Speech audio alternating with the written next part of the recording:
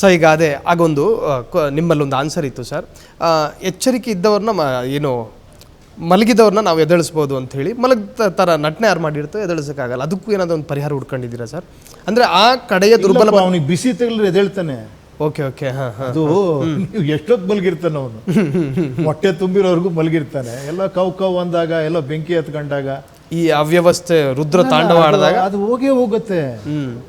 ಅಜ್ಞಾನದ ಫಲ ಅಹಂಕಾರ, ಅಹಂಕಾರದ ಫಲ ದ್ವೇಷ, ದ್ವೇಷದ ಫಲ ಸರ್ವನಾಶ. ಎಕ್ಸಾಕ್ಟ್ಲಿ ಇಷ್ಟೇ. ಎಲ್ಲ ಅಜ್ಞಾನದಿಂದನೇ ಸ್ಟಾರ್ಟ್ ಆಗೋದು. ನಾನು ಸ್ವಲ್ಪ ತಿಳ್ಕೊಳ್ಳೋಕೆ ಪ್ರಯತ್ನ ಪಡಲೇಬೇಕು ಆ್ಯಕ್ಚುಲಿ. ನೀವು ಈಗ ಈ ಟಿ ವಿ ಮಾತಾಡ್ತಾರೆ ಅಂತ 2 ನಿಮಿಷಕ್ಕೆ ನೀವು ಹಿಂಗೆ ಹೋಗ್ಬಿಡ್ಬೋದು ಮುಂದೆ. ಅಟ್ಲೀಸ್ಟ್ ನಾನು ಅಷ್ಟೇ ಯಾವುದೋ ನೋಡ್ತಾ ಇರ್ತೀನಿ, ಏನೋ ಒಂದು ಇಂಪಾರ್ಟೆಂಟ್ ಇದ್ದರೆ ನಾನು ಕೇಳ್ತೀನಿ, ನನ್ನ ಜೀವನದಲ್ಲಿ ಅಳವಡಿಸೋಕ್ಕೆ ಸಾಧ್ಯನಾ, ನಾನು ಹಿಂಗಿದ್ದೀನ ಅಂತ.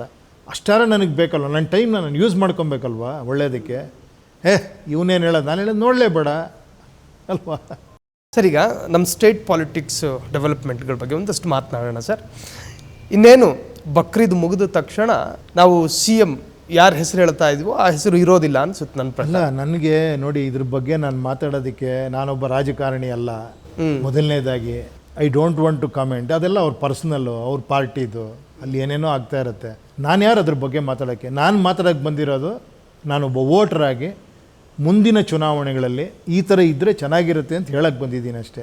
ಎಸ್, ನಾನು ಈಗಿನ ರಾಜಕಾರಣ ಸರಿ ತಪ್ಪು, ಅವ್ರು ಡೆವಲಪ್ಮೆಂಟಲ್ಲಿ ಸಂತೋಷನೂ ಇಲ್ಲ, ದುಃಖ ಇಲ್ಲ. ನಾನು ಏನಕ್ಕೆ ಫಸ್ಟ್ ಆಫ್ ಆಲ್ ಏನು ಯೂಸ್ ಇದೆ ಮಾತಾಡಿ, ನೀವು ಅದು ಅರ್ಥ ಮಾಡ್ಕೊಬೇಕು ನಾವು. ಓಕೆ, ಟೈಮ್ ಪಾಸಿಗೆ ಮಾತಾಡ್ಬೋದು, ಚೆನ್ನಾಗಿರುತ್ತೆ. ಏನು ಹೇಳಿ, ಅದರಿಂದ ಪ್ರಯೋಜನ ಇಲ್ಲ ಅಂತ ಹೇಳ್ತಿಲ್ಲ. ನನಗೇನೋ ಗೊತ್ತಿಲ್ಲ ಅದು. Yes, I am not here to talk ಅಷ್ಟೇ. ಎಸ್. ಈಗ ಪ್ರಜಾಕರಣದ ಸಿದ್ಧತೆಗಳು ಹೇಗೆ ನಡೀತಾ ಇದೆ ಸರ್? ಆಗಸ್ಟ್ 31ನೇ ತಾರೀಕು GBA ಎಲೆಕ್ಷನ್ಗೂ ಕೂಡ ಡೆಡ್ಲೈನ್ ಸಿಕ್ಕಿದೆ. ನಾನು ಹೇಳಿದ್ದೀನಲ್ಲ, ಪಾರ್ಟಿನೇ ನಿಮ್ಮ ಕೈ ಕೊಟ್ಟಿದ್ದೀನಿ, ನೀವು ನಿರ್ಧಾರ ಮಾಡಿ. ನೀವು ಆರಾಮಾಗಿ ನೀವು ವಾರ್ಡಲ್ಲಿ ನಿಂತ್ಕೊಬೇಕಾ, ಎಲೆಕ್ಷನ್ ನಿಂತ್ಕೊಬೋದು. ನಿಮ್ಮ ವಾರ್ಡಲ್ಲಿ ಎಷ್ಟು ಜನ ಇದ್ದಾರೆ ಅವ್ರು ಕನೆಕ್ಟ್ ಆಗ್ತಾರೆ. ನೀವೊಂದಷ್ಟು ಜನಕ್ಕೆ ಹೇಳ್ಬೋದು ಇದನ್ನ, ಬನ್ರಪ್ಪ ಇದೊಂದು ಬೇರೆ ಸಿಸ್ಟಮ್ ಇದೆ, ಬನ್ನಿ ಮಾಡೋಣ ಅಂತ. ವೋಟರ್ಸ್ ಇನ್ನೊಂದಷ್ಟು ಜನ ಸೇರಿಸ್ಬೋದಲ್ಲಿ.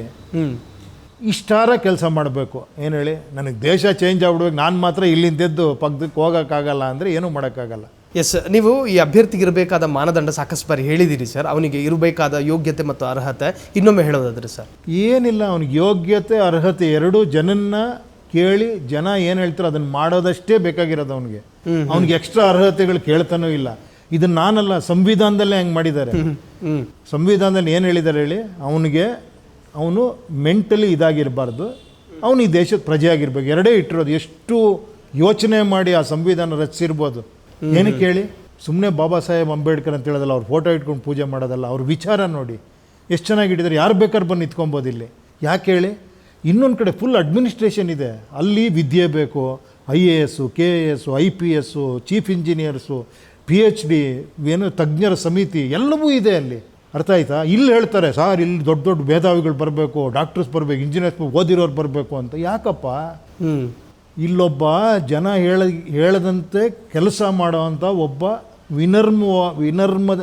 ವಿನಮ್ರವಾಗಿ ನಡ್ಕೊಳ್ಳೋ ಅಂಥ ಒಬ್ಬ ಒಳ್ಳೆ ವ್ಯಕ್ತಿ ಬೇಕಷ್ಟೇ ಇಲ್ಲಿ. ಟೋಟಲಿ ಇಲ್ಲಿದೆ, ಅದು ಅಡ್ಮಿನಿಸ್ಟ್ರೇಷನ್ ಇದೆ. ಇವರಿಂದ ಕೆಲಸ ಮಾಡಿಸ್ಬೇಕಷ್ಟೇ. ನೀವು ಜನ ಏನು ಹೇಳ್ತಾರೋ ಅದನ್ನು ಮಾಡಿಸ್ಬೇಕಷ್ಟೇ. ಈ ಸಿಂಪಲ್ ಸಂವಿಧಾನದಲ್ಲಿ ಇರೋದಿದ್ದು. ಅದನ್ನೆಲ್ಲ ನಾವು ಉಲ್ಟಾ ಪಲ್ಟಾ ಮಾಡಿ, ಸಾರ್ ನೋಡಿ ಸರ್ ಅಲ್ಲಿ ಅವ್ರಿಗೆ ಕೊಟ್ಟಿದ್ದಾರೆ ಸೀಟು, ಇಲ್ಲಿ ನೋಡಿ ಸರ್ ಇವರೆಲ್ಲ ಬಂದಿದ್ದಾರೆ, ದೊಡ್ಡವರೆಲ್ಲ ಬಂದಿದ್ದಾರೆ, ಅರ್ಥನೇ ಆಗ್ತಿಲ್ಲ. ಏನೇನೋ ಮಾತುಕೊಂಡು ಹೋಗ್ತಾ ಇರ್ತೀವಿ, ನಾವು ಮೂಲ ವಿಷಯನೇ ತಿಳ್ಕೊಳ್ಳಲ್ಲ ಸರ್. ಈಗ ಪ್ರಜಾಕಾರಣದ ಬಗ್ಗೆ ಅನೇಕರು ಸೋಷಿಯಲ್ ಮೀಡಿಯಾದಲ್ಲಿ ಮಾತನಾಡ್ತಾ ಇರ್ತಾರೆ ಸರ್. ಅದರಲ್ಲಿ ಭಾಗಶಃ ಜನ ಈ ಪ್ರಜಾಕೀಯ ಅನ್ನೋದು ಅನಿವಾರ್ಯ ಅಂಥೇಳಿ ಒಂದು ವಿಭಾಗ ಮಾತನಾಡುತ್ತೆ, ಪ್ರಜಾಕೀಯ ಅನ್ನೋದು ಅವಶ್ಯಕತೆ ಅಂಥೇಳಿ ಮಾತನಾಡುತ್ತೆ.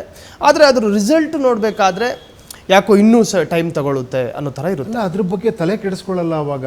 ಟೈಮ್ ತಗೊಳ್ಳಲ್ಲ ಅಂದ್ಬಿಟ್ಟು ನೀವು ಇನ್ನೊಂದಕ್ಕೆ ಹೋಗೋದಿದೆಯಲ್ಲ.